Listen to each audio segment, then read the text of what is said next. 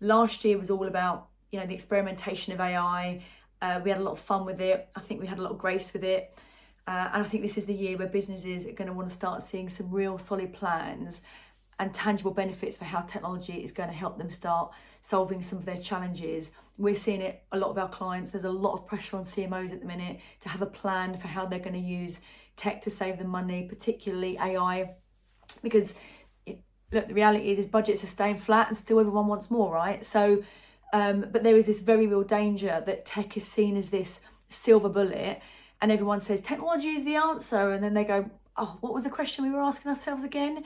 So to get the most out of technology, it really needs to be set up for success. And I think this is where creative operations are in a very unique position, because they are experts in that end-to-end creative process. And look, the creative ecosystem is complicated, right? It involves people, it involves subjective thinking.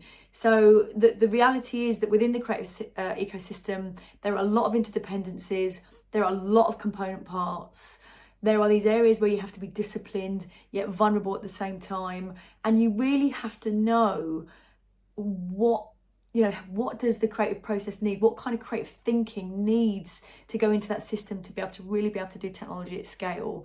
So this is where, creative ops are best placed to be able to guide their businesses, not just on what is the right technology for them, but how they operationalize themselves, right? Because I think everyone talks about the implementation of tech, but in my view, not enough people are talking about how you operationalize that technology and make sure that it complements rather than competes with your way of working, because I think this is where it most commonly falls down.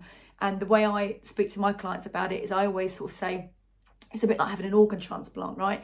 You're going to go through this huge change, but you need to prepare the body before it comes in. And it's the same with technology. You want technology to completely radicalize the way you're working, but it's not going to just come in and do it for you. You have to prepare yourself in order to be able to do that.